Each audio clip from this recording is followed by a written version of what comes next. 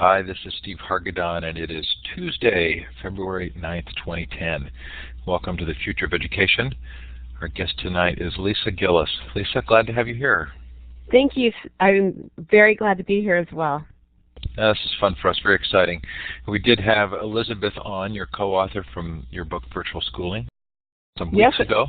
Yes, I know. She did a fantastic job. It was thrilling to see her online and doing the presentation. And then you were actually in the show when it occurred to us that we hadn't that we needed to hear from you, and so you were nice enough to schedule. So I'm going to do a quick overview. Learn Central is the sponsor of the Future of Education.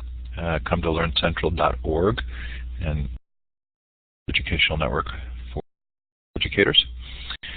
Coming up on conversations.net and futureofeducation.com, you'll see a fun list here.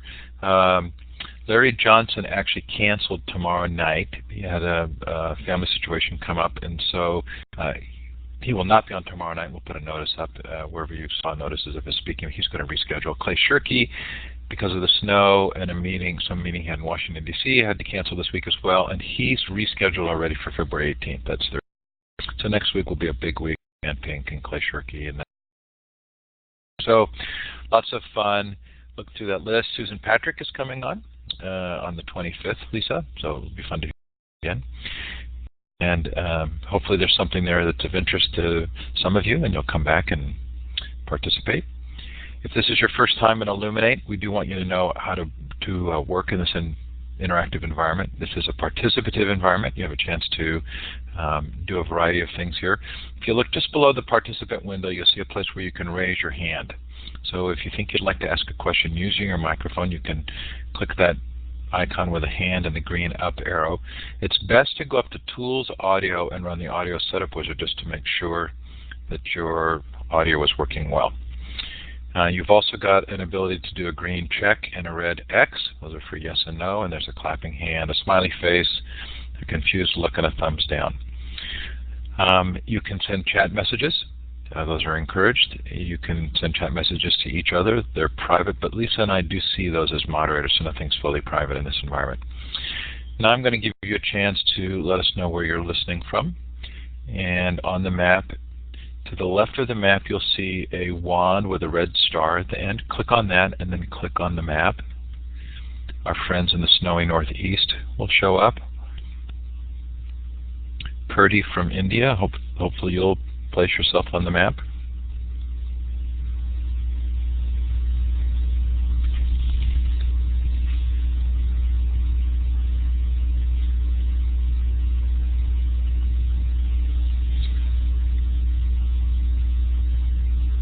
Good, and feel free to shout out, feel free to shout out in the chat where you're listening from, and of course what the weather's like, if you're experiencing severe weather. Sure, great to have you here. Okay, so now I'm going to turn the time over to you, Lisa. Maybe you, while I'm uploading your slides, you could give us a little bit of an introduction, what your current work is, and maybe sort of how you got here, and then we'll come back and let you start the slides. Well, thank you, Steve, and that's actually one of the first slides I have. So we're diving right into the presentation. Welcome, everybody, and thank you so much for joining us this evening. I am absolutely sure that you are here because you share the same passion that we have, which is the promotion of online education. My name is Lisa Gillis, and I am the co-author of Virtual Schooling, A Guide to Optimizing Your Child's Education, which was published this last June by Paul Grade Macmillan, and my two co-authors are Elizabeth Cannett and Christina Culver. So together we we saw that we had very different perspectives, and together formed a really great team to present to parents all over. Elizabeth came from years and years of homeschooling and virtual schooling experience as both a parent and also as a businesswoman. She owns her own business, and Christina came from the U.S. Department of Education and kind of was on the policy side of things. So it was really fun to put our heads together and just produce this work. So that's virtual schooling, and for me personally, I have over 20 years of experience in public education, all the way from a classified to a teacher to a school administrator, site administrator, and working my way up to I was overseeing in school management a network of virtual charter schools in the state of California with over 6,000 students and 350 teachers. And then I have worked in special ed and have also currently am the Director of Government Affairs, School Development, and Board Relations for Insight Schools, Inc., which is we have schools in 8 different states. We have 9 schools in 8 different states, and we specialize in online high school building, developing, managing, and implementing high-quality online high schools. So over the years, I've become very passionate about empowering both parents and educators on the limitless adventures that we have in online education. I myself I'm also a virtual schooling parent. So I kind of fell into this. People ask me all the time, how in the world, as a teacher in the classroom, did you get into this? And my heart was really, I'll never forget the day that, being in the classroom, I saw kids who didn't quite fit the mold. They didn't quite fit the 8 to 3 classroom mold, and I saw them being frustrated, and as hard as we tried, we couldn't get these kids to really be as successful as they could be in maybe perhaps an alternative environment. So as a result of that, and I had some personal challenges myself. I have 4 kids, and one of my twins was actually born with some significant visual impairments, and he was on an IEP when he was 3 years old. And I walked through the system as a parent of a special needs kid, as a parent of a GATE child. And so I've kind of experienced all of it. My oldest son graduated from Harvard. My twins had a GATE child and an IEP child. And then my daughter currently is a senior in high school. And I really saw things from both a parent's and an educator's perspective. And as I was walking through these issues with my own child, I went all the way up to the Department of Education at the state level trying to get assistance for my child. And I couldn't. So I went to my superintendent at the time and said, I want to start an alternative ed program. And he graciously not only allowed me to do that, but supported me in the process. And I was the director of an independent state program at a traditional brick and mortar school for 7 years.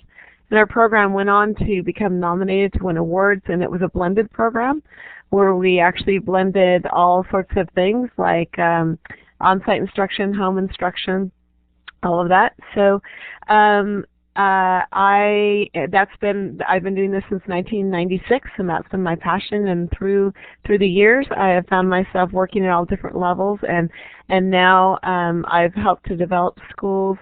I've lost count, but maybe 15 different states.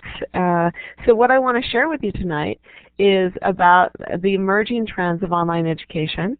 I want to go over some fast facts for you, and I'm sure that you know all of them. So if you don't, it's a great review. If you do, if you don't know them, then I think you'll, as they say, wet your whistle for. I'm looking at the slide. Sorry, getting a little distracted by that. For how great and wonderful online education can be. I'm going to be talking a little bit about some considerations on how you want to, if you want to start your own school, how you go about that. And I'm kind of doing a high-level overview today, and I'd be more than happy to have a deeper dive discussion with anybody that's interested from any of the topics you hear tonight. So that's my introduction, and Steve, I'll give it back to you. I think we want to go into... So I'll let you guide the slides at this point. I had to do the conversion from the PowerPoint to OpenOffice, and I'll just show you briefly how bad that slide looks. But I think all the rest are good. That one, it didn't make it. It didn't come through okay. But if I leave you here, is this a good place for you to start?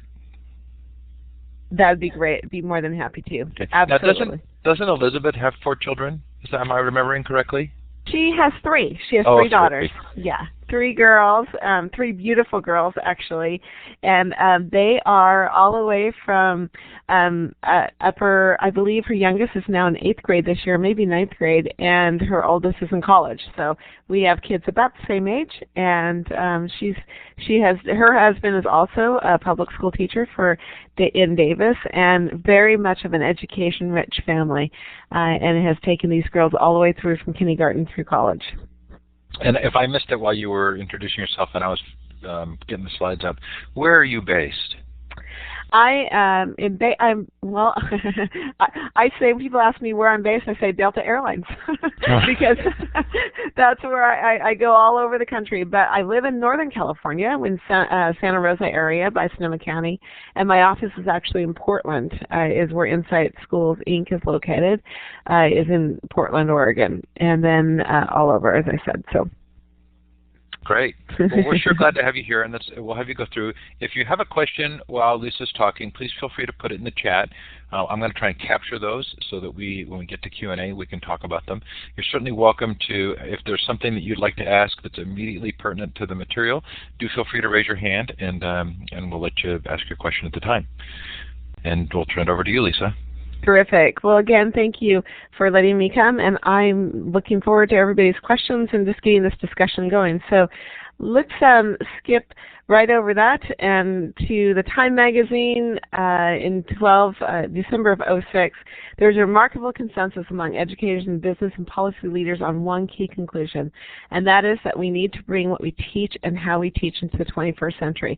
And I know that you would think that that's kind of a no-brainer, but that's something that we hang our hats on in virtual education, that we really need to prepare our students, and for the global marketplace, we need to begin teaching them skills now of how to be great online learners, because once they get into the global marketplace, they are going to be needing those skills. So one of the things that I wanted to bring to your attention today is just kind of some online learning facts. Perhaps, like I said, some of you have seen this. If not, it might open your eyes. But currently, more than 70% of school districts in the United States offer online courses, and you can see the facts down here. 35 states have state virtual schools. 45 states have significant state policies. 25 states allow full-time virtual charter schools. 1 in 5 undergraduate and graduate student enrolls in an online course in higher education. And currently, this did cut off, but you'll see in the year 2000, there were 50,000 enrollments in the K-12 online courses. In the year 2008, there was 1 million. So you can see how it has really escalated the pace as we've gone on. So a couple things on this slide that I wanted to bring to your attention. Number one, I'm not sure if you're familiar with the Keeping Pace report, but it was just published in October of 2009. Keeping Pace is kind of the industry standard of what's happening in online learning. So if you don't know about it, you absolutely just Google Keeping Pace. You can go to the website. You can download the PDF. It is a phenomenal resource that talks about the trending in virtual education, as well as a state-by-state analysis of what's going on in the policy of those states, some recent developments, and it's just, if you're into online education, it's a wonderful resource. So Keeping Pace, you'll definitely want to know that resource. Steve, go ahead. So Norman asks, are these facts public schools? So do these statistics reflect public schools? These are public schools, and that's how we are going to focus our conversation this evening. Thank you, Norman, for asking that and for also the clarifying question. So I'll be talking a little bit tonight about the different types of virtual schooling in public schools, but yes, public schools. Okay, and you know Michael Horn. I think you said you've spoken with him or spoken at events with him. You know, the Disrupting Class model makes some pretty staggering predictions about online learning. Are they in line with the kinds of things you're seeing? Absolutely. In fact, you know, of course, the famous quote from their book is that by the year 2014, was it, that 50% of online instruction at the high school level, 50%. Help me out, Steve. I'm sorry. Well, I didn't have the statistic at my fingertips, or I would have said it. But it's 50% within some short period of time, right? Bottom line, hey, this is going to be a disruptive technology, and 50% of kids are going to be taking an online class, and I think it's it's in the next 10 years from when the book was published. So how do you like that? So, lesson number 1, never quote things until you've got them thoroughly memorized. Hey, I think I have a link for the Keeping Pace report. Is it www.kpk12.com? That's right, KPK12, right, KP for Keeping Pace, exactly right. I'm putting that in the chat there, and that's where you can see, it looks like you can download the reports there as well. That's absolutely right, and it's just a great resource. So let's go on to the next slide. All right. Oh, it looks crummy. I know. I'm so sorry. That's okay. That open office conversion just didn't do it, did it? Well, we tried, didn't we? Okay, so let's talk about this. Just read through the click to edit master text styles, and basically what I wanted to show you here was the different types of programs that are available. So if you look at the very front top level, you have the different types. You have 2 primary types, supplemental and full-time. And a lot of times people who are in school districts, they'll think this is a really key point to understand, is they think, all virtual education is the same, when in fact it's totally different. So if you have a supplemental course at the district level, that's very different than a student would be experiencing in a full-time online school, whether that be a district program school, a standalone school, or a charter school. It looks very different. So I wanted to call that to your attention. The reach is district all the way to global. The type is district. You can read that for yourself. Location, school, home, and others of blended schools. We're going to be talking a little bit about how blended is really making the emergence into the market and how that's going to be the trending in education as we move forward. Asynchronous and synchronous. That means, just in case you don't know, what asynchronous means is that it's done basically kind of like independent study. The student goes into the online school or in their online course. They can get their lessons for the day. They do their work either online or offline, depending upon what the course tells them to do. And then they report that they usually take quizzes within the online school itself, which is then fed to the teacher, and the teacher can monitor the progress of the student. Synchronous means it's in real time. So what we're doing right here in the Illuminate classroom, this is synchronous. So this is where teachers, what you are experiencing is exactly what a lot of our students experience, where the teacher will come in and do a PowerPoint presentation. They might do a media tour, very interactive. Using this Illuminate platform, you can actually break students out into groups. So you can say, okay, you 4 go over here in this breakout room number 1 and give them a topic to discuss, and then they can come back together. So this is called asynchronous. We are in it together. We're learning together, and that's what that means. Operational control from local board to independent vendor. That's basically who sponsors the school. So that's something every state's different. And whether you have a charter school, it could be a dependent charter school, an independent charter. So that means the governance structure, either you're governed by the Board of Education of the school district or an independent not-for-profit board, a 501c3 that will be operating charter schools. So there's a lot of different governance structures as well. The 50% by 2019 is based on Christensen's Horn speculation. Thank you, Michael. I appreciate that. So Lisa, it actually Kay says above, it's by 2019, 50% of high school courses will be delivered online. So that's really dramatic. That is dramatic, and that goes to our discussion of supplemental versus full-time. So a lot of people, if you think about the supplemental meaning one course at a time for a wide variety of different reasons, to either increase your course catalog or to supplement what you're doing in your school. for credit recovery, for gifted and talented education. There are endless possibilities that you can do with online courses. And when they make that prediction, that's what they're saying, is that the disruptive technology will get to the point where we will look at that, and you have a school district in a rural area that says, gosh, well, I've got 5 students that want to take AP Calculus, but I can't afford to bring a teacher in for 5 students. They can take that online. Or you have 1 student that needs a particular class, you can import that online and provide those services to that student. So.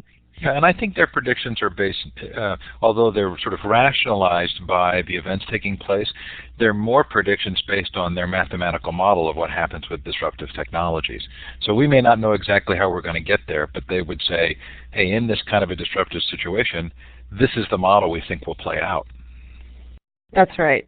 That's right. So I wanted to comment quickly on this chart. I think, aside from the fact that we had a conversion issue here, it's pretty complicated. And I think that comes through in your book as well, which is that there's just an enormous variety in terms of how online schooling or virtual schooling takes place. Do people feel overwhelmed when they see just the enormity of the diversity of ways in which this can happen? Exactly. That is exactly right. And when we were writing the book, we actually had those discussions over and over again of how do you take a movement, really, what we consider a movement, a disruptive technology, and kind of wrap your arms around it so that people can understand it. And when you're living it, breathing it, you kind of get it, but even when you get it, it changes on a day-by-day basis with new inventions and new introductions in the marketplace of support technology. So exactly to your point, the good and the bad of that. The bad is that there's a lot to choose from. The good is there's a lot to choose from. So never before have we had the options and opportunities to really shape a unique and individualized education for our students. So with that, I will go ahead and move to the next page, which is what I wanted to do here was just kind of highlight some of the different categories. So you can even say state virtual school, multi-district, single district consortium, and post-secondary, and what those all look like. And then some examples that are currently functioning in those programs in the United States. All right. Deborah, what kind of costs are we looking at to virtual for 4 years of high school? I'm going to actually get to that, so thank you for bringing that up. I wanted to highlight here states with statewide full-time online schools. So these are schools that have, like for instance in California, we have different programs that offer schools statewide. Arizona, there are virtual academies that operate by some of the leading providers, such as we have like Connections Academy, K-12, Insight Schools, different local statewide, Arkansas Virtual Academy. Yes, that's right. So lots of different types of academies that operate statewide full-time schools. Now these are states with state virtual schools, and that's a little bit different from the slide that we talked about before. And then I wanted to go through the state virtual school size and growth. This is 08-09. So if you look at just in 1 year, the type of growth in Florida alone, 154,125 students now taking at least one course. This is not full-time students, it's course enrollments. And then if you go all the way down to like Iowa, grew by 693. Now the thing that's important when you look at this slide is that all of these states are showing some form of growth. And if you look and you say, well, why does Maryland only have 710 versus Florida 154,000? That's policy. It's what's allowed in the school. To your point exactly, Jason, limited virtual schools in North Carolina. That's because North Carolina has rules and regulations. There are different states with rules that say like you can or cannot have virtual schools. You have enrollment caps on virtual schools, and some states are just completely supportive, like Florida, of virtual education, and you can see the difference there. So what this slide really points out is that once the opportunity is given to students in those states, not only students but school districts and parents, they jump on it and they take full advantage of it.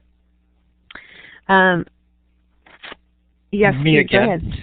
So what's the difference between an online school and a virtual school? Nothing. Those words are used interactive. You'll hear a lot of terms that are interactively used, such as cyber schools, online schools, virtual schools. Basically, that means it's all the same. Now, if we talk about online learning, that could be a student taking an online course in a supplemental form versus states with statewide. So you wanted me to explain the difference between these two slides? Well, yeah, I looked at the slide and I said, oh, there's Pennsylvania, because I know I go to Pennsylvania and I hear about their cyber charter. And that was a full-time online school. And then here it's a states with state virtual schools. So maybe my question is, what's the difference between a state virtual school and a full-time online school? Oh, well, one is run by the state. Right, usually through the Department of Education, and it's usually a state virtual school. Can be a program or it could be a school. It really varies by state, and that's where that Keeping Pace report comes in, where it breaks it down on a state-by-state basis. So I'd really encourage you to go to that and look at your particular state, because even from a state virtual school, it can be supplemental, where you can take one course, but you have to be enrolled in your local school district, and that course is provided by the State Department of Education to your school district. There are other states that actually have virtual schools run through the Department of Ed where the students enroll in that school. So it varies state to state. Great. Didn't mean to derail you there. No problem at all. And so basically the purpose of this slide is to show you that some form of virtual education is taking place in these states, whether these states allow for full-time virtual schools, where they allow for supplemental online education. As you can see, there's only 7 states that do not have any form of virtual education at this point. And we'll move on to the next slide. This just kind of shows you, these numbers are staggering when you really look at them and you think about the annual rate of growth that these different types of programs, both full-time and supplemental, are showing. And here the trends, here's what we see as trends moving 2010 and beyond, is that we really see that we're going to have continued growth, but a lot of this growth to online learning is going to be shifting to districts. We predict that a lot of the growth, that what we're going to see is more of the supplemental type of online learning catching on, and more districts reaching out and providing those for their students. And this is also, we believe that there's going to be an increase in what we call the blended model. Blended model is different, again, different types of definitions, but so the blended model, if you have full-time virtual students that come to a site to take maybe a science lab or some other course on site, that's one form. Or you can have on-site students who are in the traditional brick and mortar now taking a class online. So and then you have a different model like Voices in Chicago, where the kids actually come to a site, but 100% of their instruction is done online. So they come in and there's a laptop there for every student, and the teacher is more of a facilitator helping the students work through their unique lesson plans. So there's lots of different models of blended, but people in the field and educators really see this as the future of education, is integrating these different types of models to create the best educational program. So how much of this is driven by the economics for schools, and how much is driven by, say, parents or students or teachers desiring the model? Great question, and I would say that they go hand in hand, but I think that there's been a little bit of a shift. So prior to this year and last year, when we had a lot of the economic cutbacks in school budgets, I would say it was more driven by parents understanding and seeing the need and the power of it. And as this explosive growth has occurred, you know, parents talk and they see what their other kids are doing and they get excited about it and they want to be able to offer it to their kids. And students, especially at the high school level, are finding more and more, they have an older brother or sister that's at the university and they're studying online and they want that for themselves. So that's been a lot of the driving force, in combination with faculty members at traditional high schools, faculty members, professionals in the education field who have been promoting online education for 10, 15 years and really heralding it as we need to get this more commonplace in all of our brick and mortar schools. They've been the primary voices.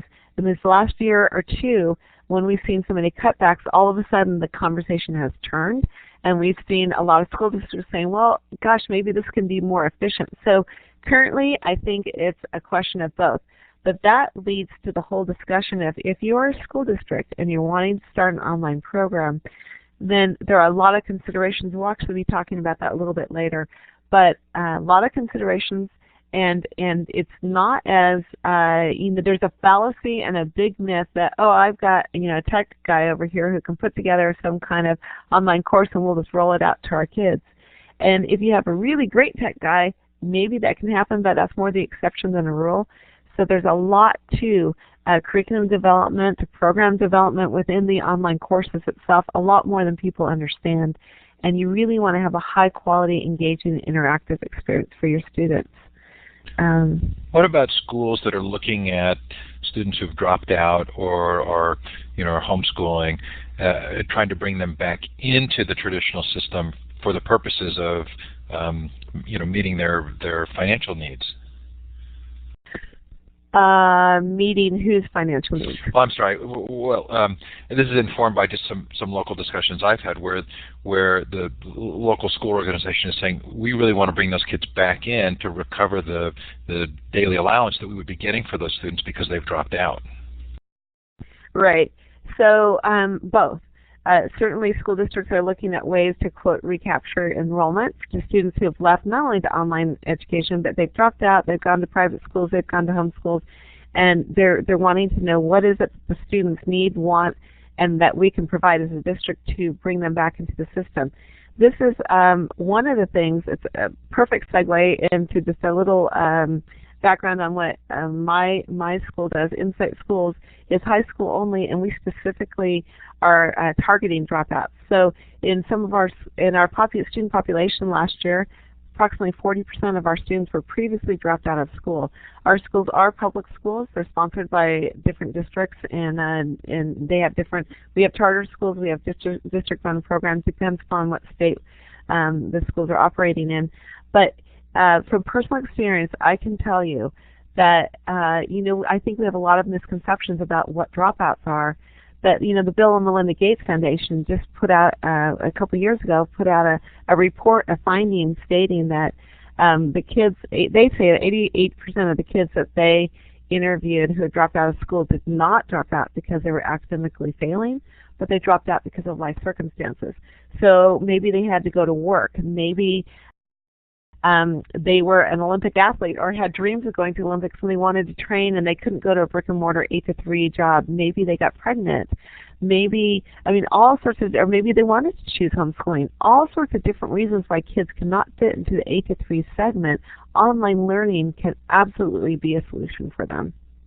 So, just as a personal, just today actually, I was flying in from the East Coast, and I flew to the West Coast, and my son, who's a senior in college, I asked him to pick me up from the airport, and as he pulled up to the baggage claim, I got in, and I laughed because he was actually, quote, in class. He was taking an online class through his university, and he got in the back seat, and he had his Illuminate on and his computer, and he had a very interactive class, and I just thought, oh my gosh, this is the class of tomorrow today. There were, over 100 students in this class, and here he was at the airport picking me up and still engaging in a very real discussion, and it just brought home to me the power of any place, anytime learning. So let's go on. I'll quickly go through some of these slides. This is we really think the continued growth is going to go. Virtual schools, online schools, districts will continue to add, and as I said, there will be a shift to districts, both full-time. But right now, it's not equal across. That's the sad part, is that online education opportunities are not equal everywhere in the United States. Some states are more supportive and open than other states, but and at the policy level, that's what we're really working to change. So increase in blended schools, funding the online learning. So now we're going to talk about the funding. So did anybody have any questions, or Steve, did you want to pop in here before we go to this part of the discussion? You're getting so used to me interrupting you, you figured you ought to pause for me? Well, I was going to try. No, I'm very curious because of the series that I've been doing with Michael Horn and InnoSight, and looking at the dollar. So I'm anxious for you to move on. Great. Thank you. By the way, just so that you guys know, I'm not really paying attention to the chat box because it's distracting me a little bit, so I'm kind of looking away from it. So if you're asking questions, I apologize. I'm not really answering them, but I know Steve is capturing that. So I am. I'm capturing. Okay. So funding, let's talk about that because that obviously is a very hot topic. What are the costs of online learning? How do taxpayer dollars flow? And again, we're talking about public schools here, and how can it be sustainable? So a myth, online learning is cheap.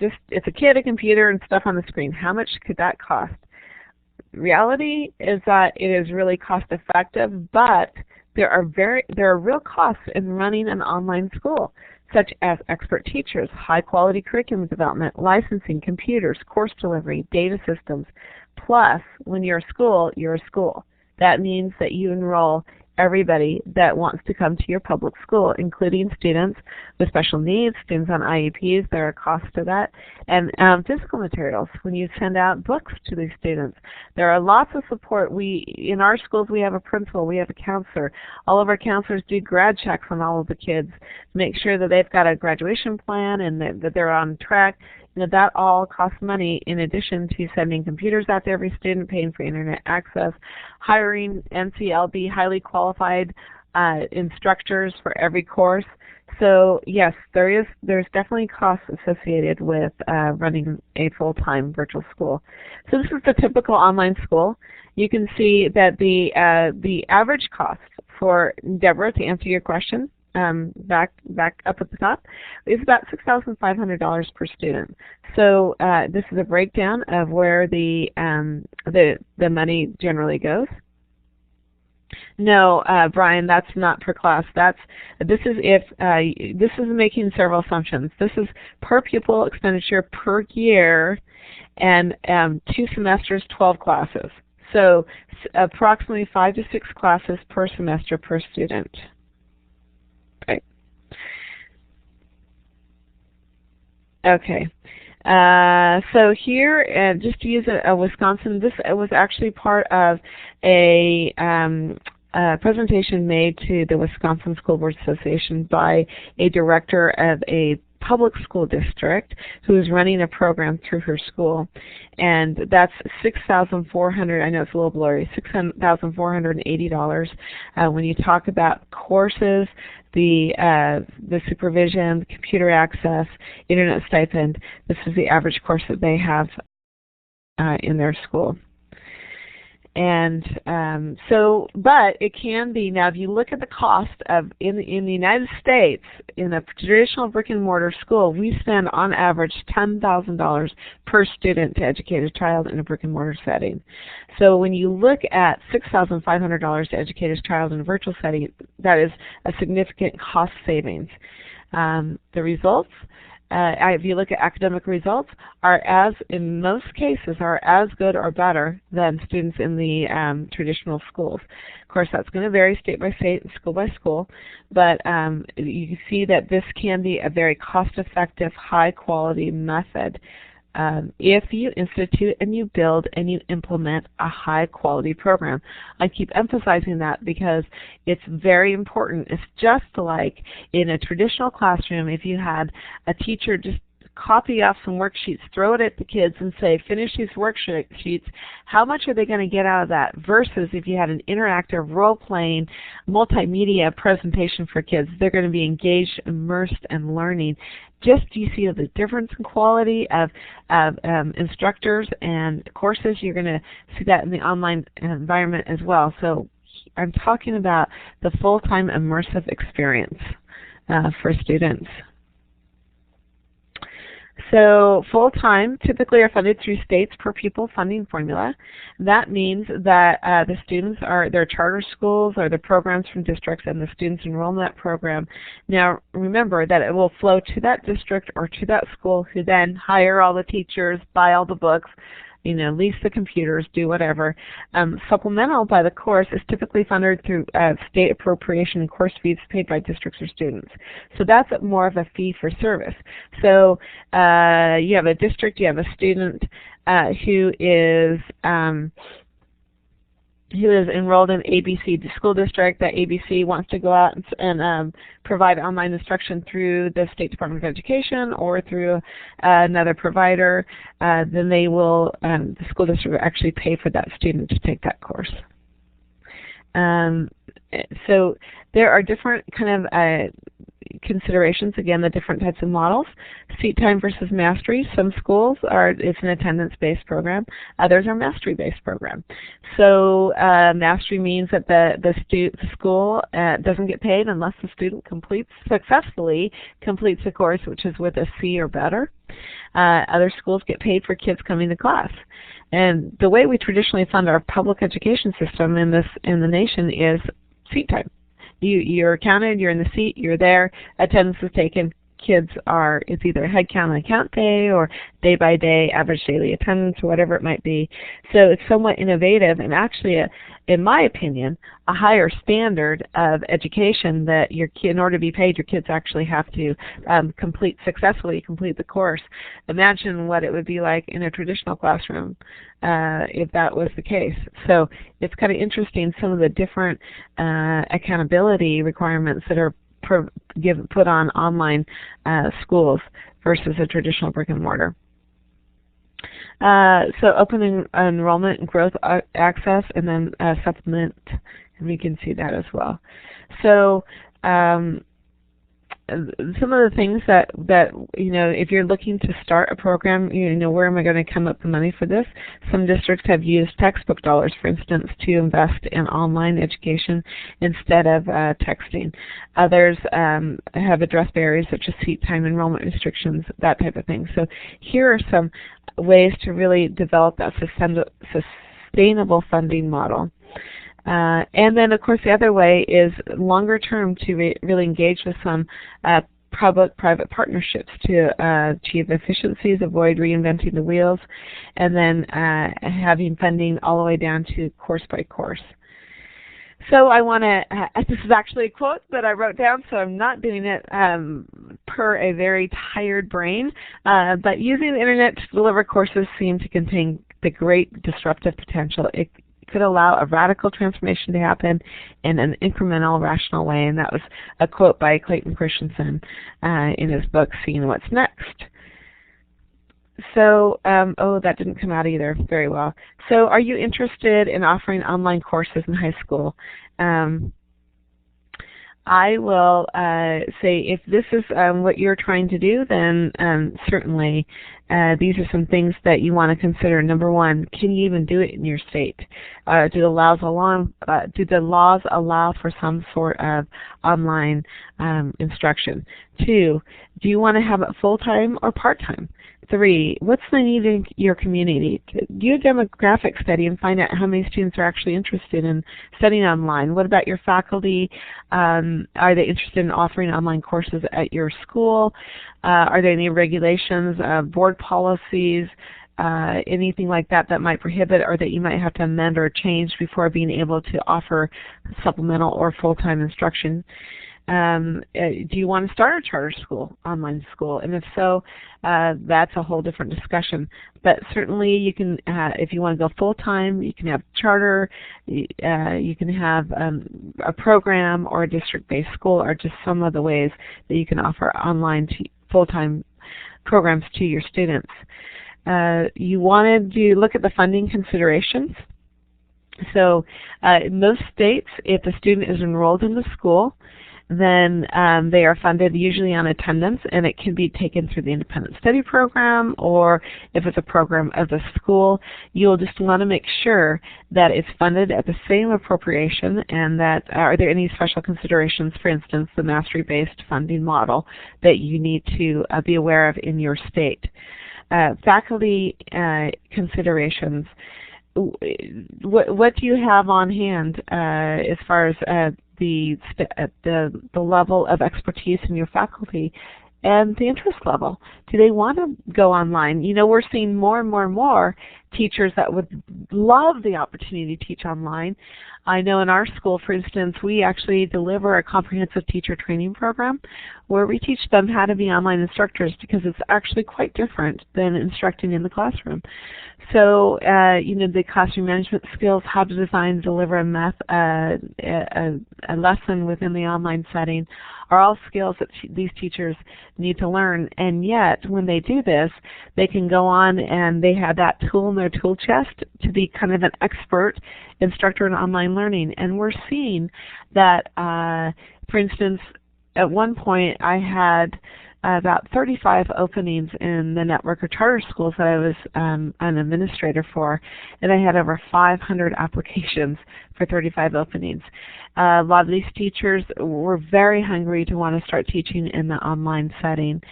At the high school level, in Insight Schools, for instance, a lot of our teachers are part-time. They're teachers that teach in a traditional model, and then they would love the ability to take their passion and reach a whole other demographic of kids, those kids that are enrolled online. So we've seen a lot of transference of passion and skills and information from our teachers. Not only do kids get to network with each other, all of a sudden geography is no longer a barrier in online education. You can have a student in Northern California enrolled in the same class and the same, course, literature course, as a student in Southern California. And in a traditional school system, they would not have gotten to know each other, but now they're in the same class studying together. You have teachers the same way. You have teachers who are teaching the same course, but one might be in Minnesota and one might be in Kansas, and they learn and they teach from each other. So it's really, on all different methods, a great way to build community that goes beyond the borders of a geographic town or area. And then partnership opportunities, technology. What kind of technology? Do you want to offer computers to all of your students? Or, if you get into a public school, then it has to be available to them. How are you going to handle that? Are there scholarship funds available? Lots of different considerations. And then partnership. There are lots of people out there who have spent millions of dollars developing wonderful programs, and make yourself aware of who's out there and what they're doing, and what that could mean for implementation at your local level. Let's see. Next, and then what makes a high quality program? I just brought this to your attention because a lot of folks that I work with, they've never done online education before. They're really not quite sure what it takes, and it goes back to that myth that it's just, computer, a kid, how hard can that be? And to make a high quality program, you really want to have a diverse course catalog. It's not uncommon to see 120 courses in a course catalog that's not available at a traditional brick and mortar. So you can expand your options within the courses you can offer. Accreditation, that is so important. Make sure that your courses are going to be accredited, your school will be accredited, that the student that comes into your school can actually graduate with a high school diploma that's accredited and accepted by universities, so they have that onward mobility path. Experience. What kind of experience do you have in your teaching staff, in your administrative staff, in your students? What kind of training programs are you going to run? What does the student experience look like? What kind of support programs are you going to put in place? Are you going to offer clubs? Are you going to offer face-to-face opportunities for your students, student government, all those different initiatives you'll want to consider. What type of technology is available, full and accurate planning, and then two others that were cut off was policy considerations and then funding levels, which is really, really important. So the last screen that I wanted to also bring to your attention is that iNACOL right now, for those of you, I'm sure everybody knows iNACOL, INACOL.org is a great resource for anybody wanting to know anything about online education. It's a clearinghouse with information, research, statistics, facts, support groups, and what they're doing right now, they actually have committees that support academic achievement, advocacy and issues, all sorts of different types of activities. They support the Virtual School Symposium every year, VSS. This last year we met in Austin, Texas, and there was almost, I believe, 1,700 people there, all focused on online learning, and it's expanded globally. So people from other countries, from the United States, all came together, focused on the same initiative. So they are currently sponsoring a program called How to Start an Online Program. And it's in the final stages of development, but this will be a resource for you that has a website with everything, all the questions that you want to be answered before you go into this endeavor, policy and planning, practical tips. All of that's going to be on this website for anybody interested in expanding their online learning. So with that, I will give it back over to you, Steve. I figured I had to raise my hand just to be to do what I've been doing all night. Hey, you do sound like you're hitting the end of your day, and I really appreciate your being here. And for you, it's 3 hours later if you're coming from the East Coast. So you did a terrific job, and I wish the slides had turned out better. One of the questions was, could people get your original slide deck? And is that something you're comfortable making public?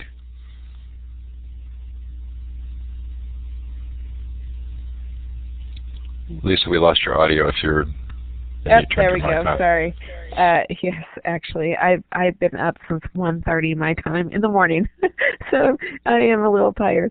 Yes, please email me. I will put my my actually personal email in here, and please feel free. It's Lisa Gillis at Comcast.net, and if you're interested in this presentation, please give me a call or please email me, and I will communicate. Okay, so one of the things I heard from, I don't know if you're still talking, but it seems like you left. Did you stop? No, I'm here. Okay, good. I didn't talk over you. So one of the things that I heard from what you said there, it was very interesting to me, because I remember listening to the report from InnoSight on the Alpine School District in Utah, and they had sort of negotiated K-12 online down to a pretty low rate, given the annual amount that they get for students per year in Utah. And so I think there maybe people are harboring this hope that this can be really inexpensive. And I think what I heard you say is this is not significantly less expensive than traditional schooling. It can be just as complex and just as costly as to do traditional schooling.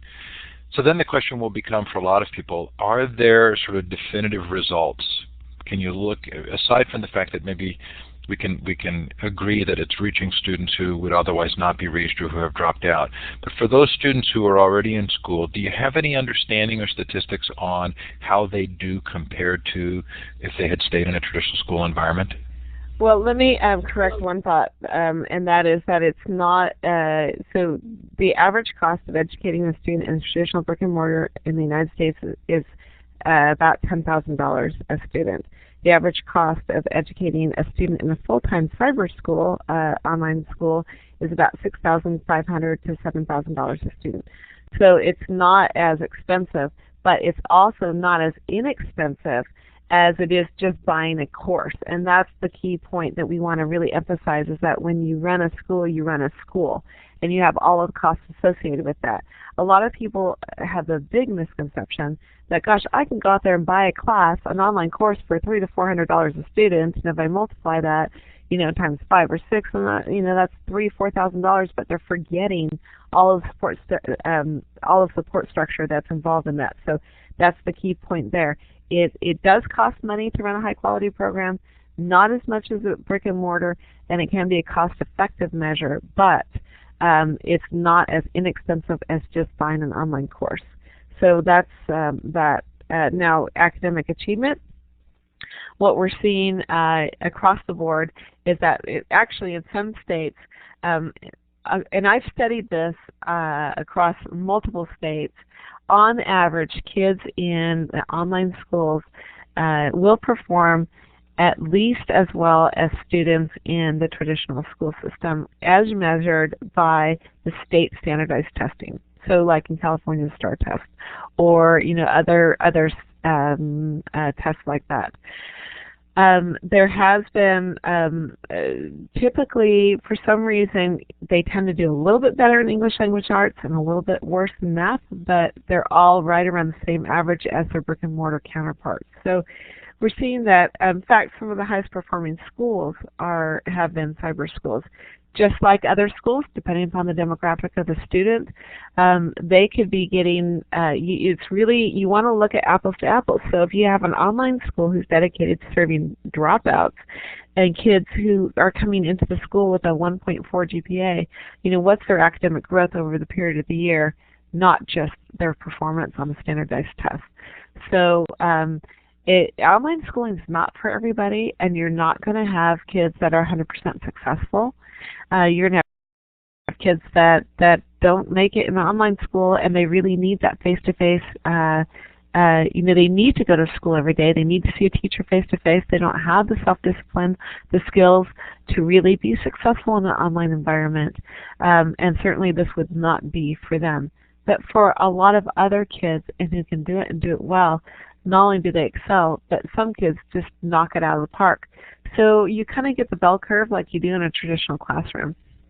So really good, nuanced answers. And Michael here is complimenting you. He says, at least I have to be honest and say I'm a little surprised to hear a cyber charter school supporter say what you did about funding. Incredibly welcome to hear somebody say it, but surprised. So I think people are appreciating sort of the nuance there, which is, yes, from the financial standpoint, it is cheaper, but it's not as cheap as some would think it was, because you are actually running a school.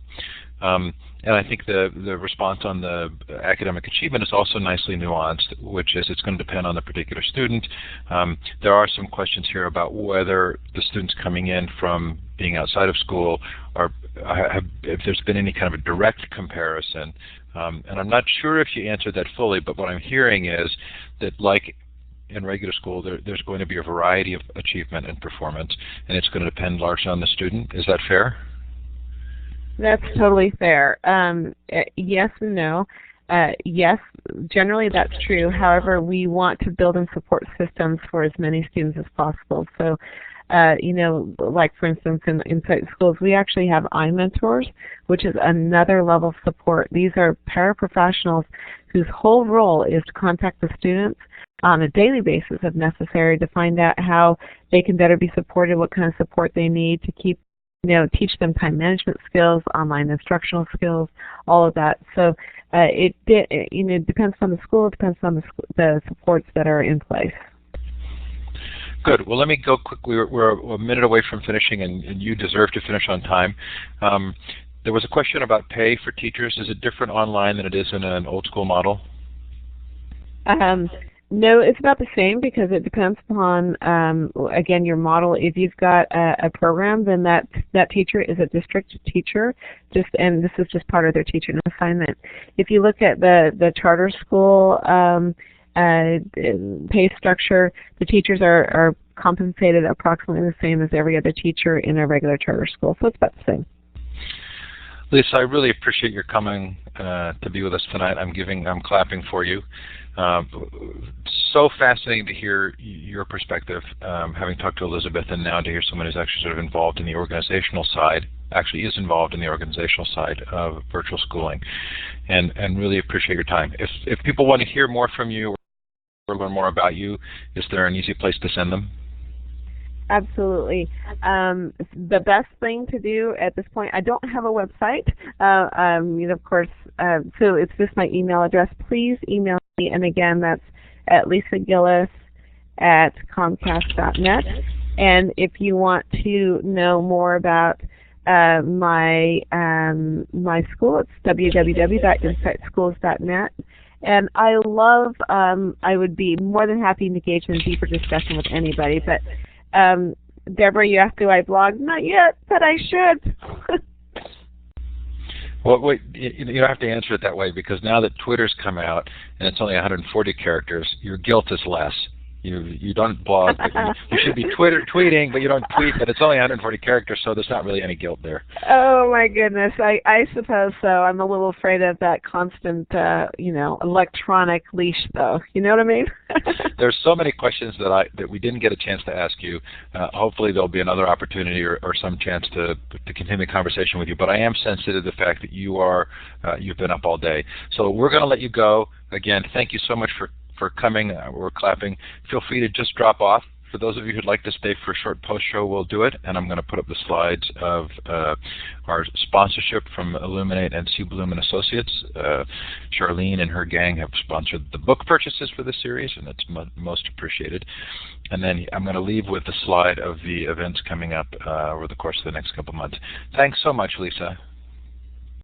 Well, thank you, Steve, and thank you for sponsoring this. It's been a blast. I've loved talking tonight, so thank you again for the opportunity. Thanks, and take care. And we want you to drop off because we want you to be able to go and get some sleep. Oh, thank you. No problem. Thanks again. Good night. So one of the questions that I'll try and follow up with Lisa on at some point will be, I'm very curious as to the communication models for students in virtual schools and how much the learning management systems are getting used, and are social networks being used, and just sort of how is that taking place, and does that kind of inform the discussion about how those technologies will get used in traditional brick and mortar schools? I mean, are they sort of likely to be at the leading edge of effective communication where we could see that happening in traditional schools? Were there other questions that you could rather respond to that, or were there other questions you wanted to ask Lisa that we can kind of gather and hopefully bring her on another time to talk about? Leonard says, my experience is that this did not happen. Are you talking about the communication there, maybe? Feel free to raise your hand if you'd like to take the mic. I mean, I would assume that there's synchronous, like the Illuminate sessions, classroom kind of stuff. There's Moodle-like or Blackboard-like asynchronous teaching. But there are a variety of forms of communication that are taking place there that probably don't take place with students in a traditional brick and mortar environment. I think that's a fair assessment.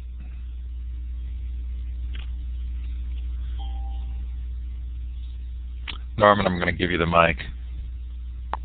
Thanks. I just wanted to deal with that question. You can use all kinds of social networking things in school if you're just allowed to. I mean, one of the problems that happens in schools is that kids don't know any other things to do with their social networking tools. You can text each other as much about the materials that you're studying as you can about anything else. That's all. So that's appreciated, Norman. I'm going to turn your mic off because I'm getting that echo. Tammy, I'd be interested in hearing from you if you're willing to take the mic on this issue. Having had a child in virtual school, teaching virtually, do you think we're seeing any trends in terms of communication with teachers, students, and parents in these environments that will help us understand what we should be expecting to see in traditional environments? Yeah, I've had one student in from 4th through 7th grade when Arkansas Virtual School first got started down here. Actually, it started out as the virtual school, and now it's a virtual academy because the funding changed from federal to state. So as a parent, I've had children in it. And then for us, it only went to 8th grade, so we don't have high school. So I started actually working with Virtual Homeschool Group, putting it together so that we could do some high school stuff online with some of the same tools that I came into contact with the virtual school. Now, communication, the way that Arkansas did is Arkansas did a program that used the K-12 curriculum, and that one's kind of unique, I think, compared to a lot of the programs that you might be familiar with, in that in that program, a lot of it is done by computer and a lot of it is done with real books, and the parents take a big role in that one. The teachers really don't directly teach so much. They do step in and have special classes when they're needed, but the parents do a lot of the teaching, and the parents are accountable to the instructors. At the beginning of the year, the communication is that the teachers and the parent will contact each other at least once every 2 weeks in the beginning, and if the progress is being made just fine, it can drop to about once every month to 6 weeks. And if a family is struggling a little bit, then it picks up. You get a little more contact. You always have the instructor there, the teacher there to call if you need anything with resources. Now, the one thing that makes it hard, if you answer any questions about how a particular program is run, it's easy for somebody who doesn't know to think, okay, all programs are like that. Because it's not. This one program might have it where the teachers are actually the ones teaching the actual courses in an online environment in some form, whether it's synchronous or asynchronous. And some are like the K-12 program, where the parents, up to 8th grade anyway, are doing a lot of the teaching directly with their students. Even with K-12, though, at 9th grade and up, then it switches the model over to where the parents are no longer doing the instruction, but at that point it switches over to where you've got certified teachers that are doing it.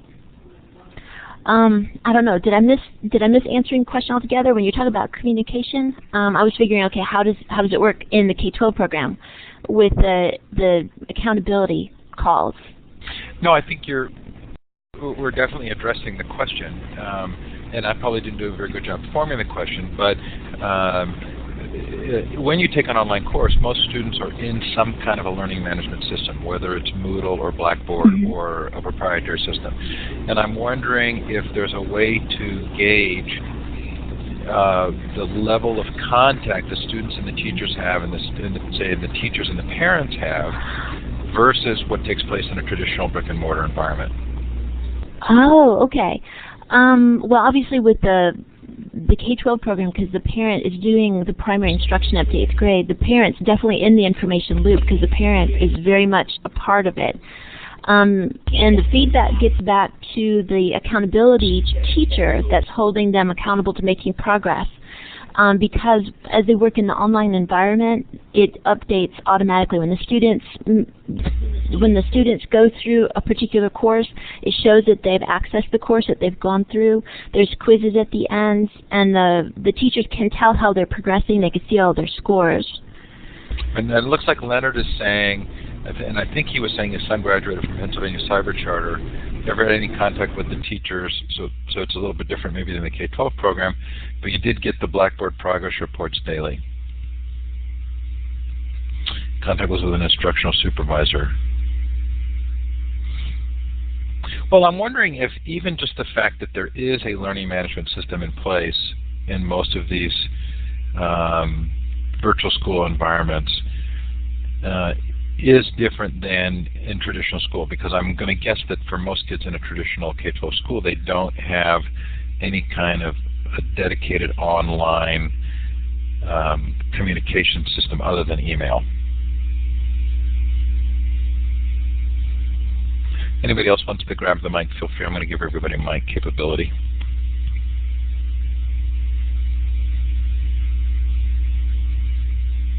And I think this probably just comes down to my own interest in learning management systems and educational and social networks, and trying to think about how we communicate. Go ahead, Norman.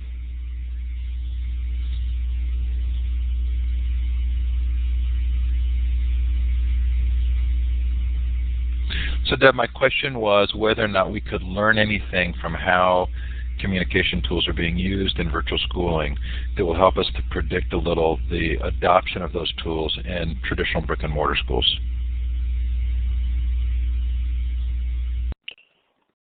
Steve, one of the things that I mentioned, Patrick Dixon's study that he did a couple of years ago with Michigan Virtual.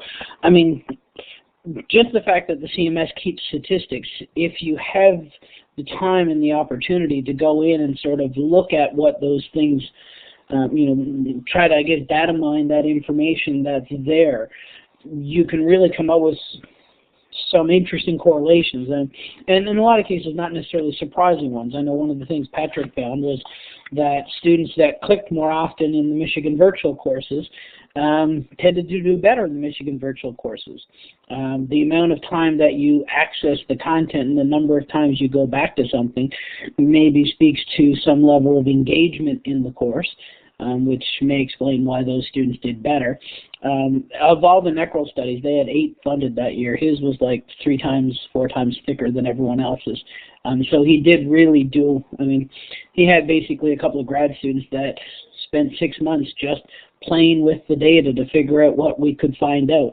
I doubt most virtual schools really have that time to be able to do that, and I'd suggest that most brick and mortar schools, probably just about all brick and mortar schools, simply don't have the infrastructure for it, because as you indicated, there's really nothing that they would have that would kind of track those movements. Most teachers, I imagine, don't even record all of the times that they call home on a student, so you wouldn't even be able to look at some sort of plan book and figure out, okay, this teacher called 27 parents this month. That's a fascinating point, and I think maybe it was part of what Lisa was talking about in the well-nuanced answers about costs, which are, okay, so this is shown to be somewhat cheaper than traditional brick and mortar, but not not free or really, really cheap. But maybe even though it's only slightly less expensive, it carries with it an enormous amount of potential that's new because of all of this kind of data that becomes available and the tracking that becomes available. Do you think that was a part of what she was saying? Am I reading into it too much? I'm not sure. The reason I made the comment about I was surprised, but I welcomed her comment about funding, was because funding has been a big issue in a number of states. The whole issue in Wisconsin on whether or not they were going to allow these things to happen in the first place was largely based on funding. Ohio has had several fights over whether cyber charter schools should be funded at the same rate. In Georgia, the single cyber charter that they have isn't funded at the same rate as regular brick and mortar schools. And one of the things that always comes out from that funding discussion is that it costs the same amount to fund, to educate a child in an online environment as it does in a face-to-face environment. So that's why I was so surprised with what she said. Having said that, in all honesty, you do pay what you get for. In states where the funding is equivalent, they can obviously have the ability to do much more. Now, whether or not they do is a different story. I mentioned the K-12 Inc. as a good example. They are a publicly funded, publicly traded company that essentially make money off of education tax dollars and make a tidy profit if their annual reporting last year is any indication. So the fact that they have more money doesn't necessarily mean that, or if they get more money doesn't necessarily mean that they would put it into this kind of data mining process. If they did, I think that it actually would have the potential to really improve upon the education that's being delivered. May I jump in? A lot of times I have found that people have mentioned that K-12, because it's a private company, that they're making money off of education dollars. But what they're doing is providing curriculum that's already developed, and it's developed very well. And I come from probably a unique perspective, because not only have I experienced the K-12 curriculum because my children have been in it, but also whenever my children reach the top limit, because it stops at 8th grade here. Some states go all the way to 12th, but it stops at 8th. And my son loved the online environment so much that I just felt I had to have some way for him to keep on going with it. So I started becoming active and working collaboratively with other parents that wanted to do online course co-op called Virtual Homeschool Group. And I can tell you from being on both sides of it, one where you've got a really, really nice, very well-developed curriculum provided to the schools compared to making it yourself, it is a lot of work, and if there's just not a lot of choices out there yet to be able to get curriculum.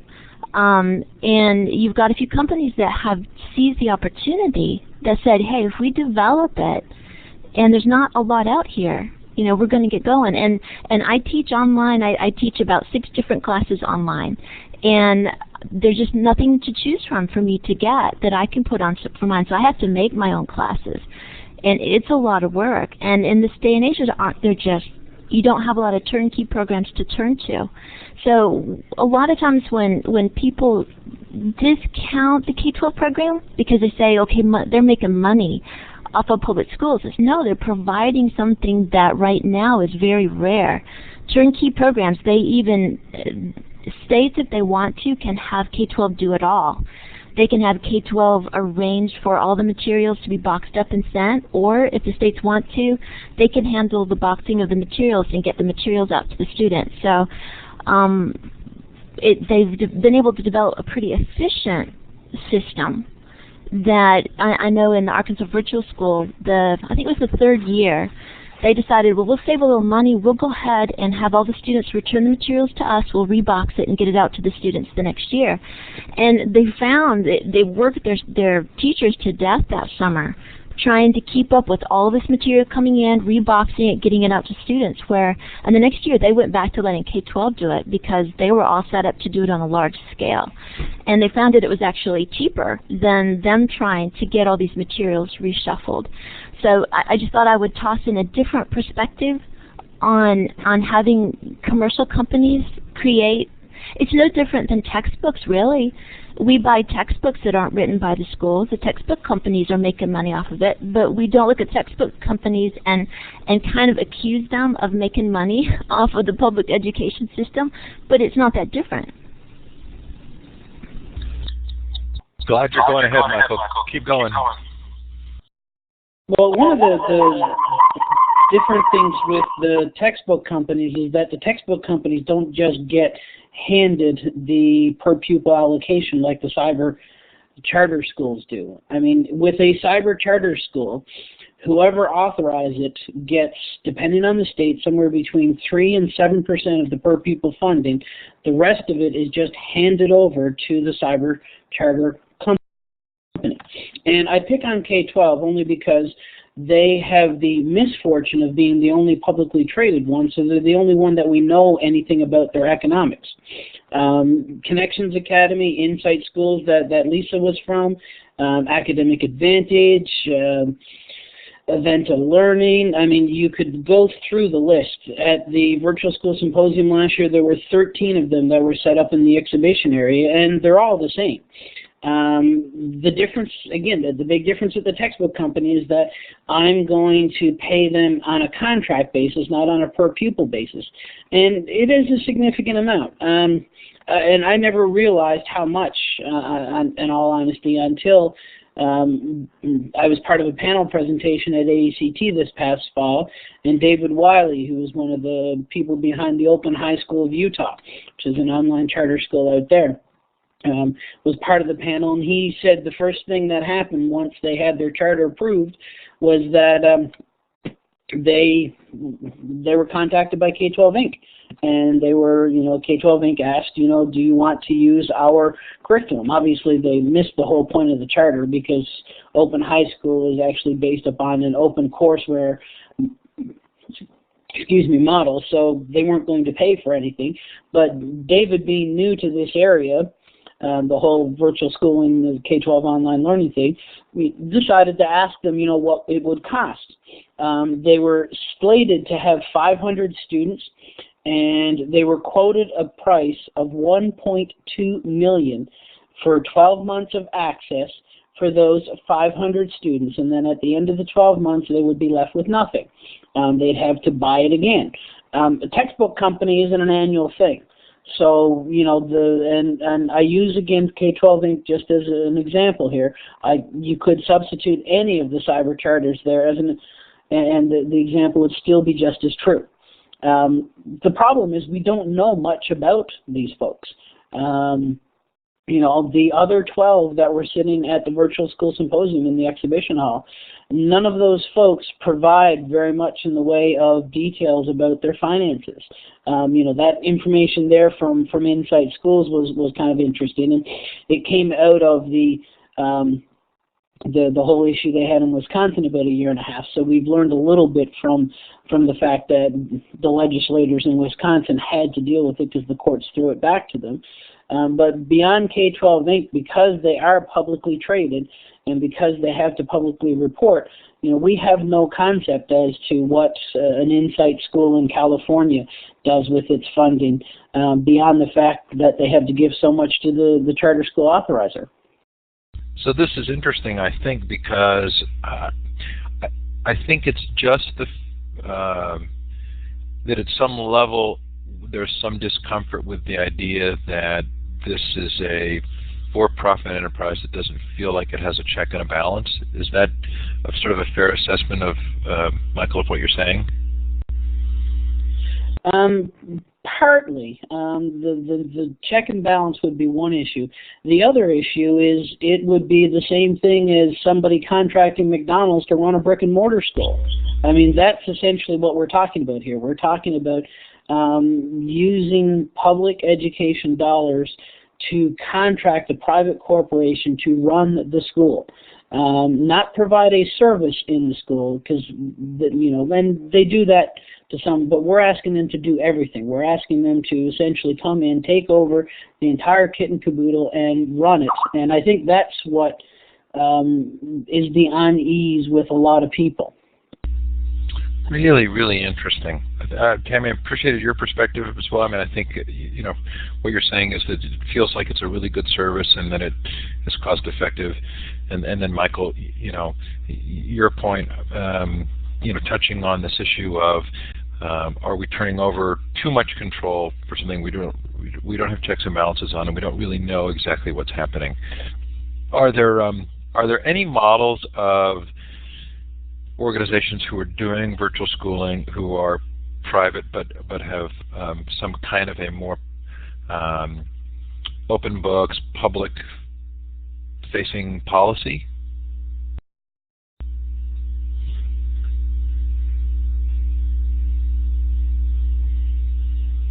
I mean, I guess David Wiley's school.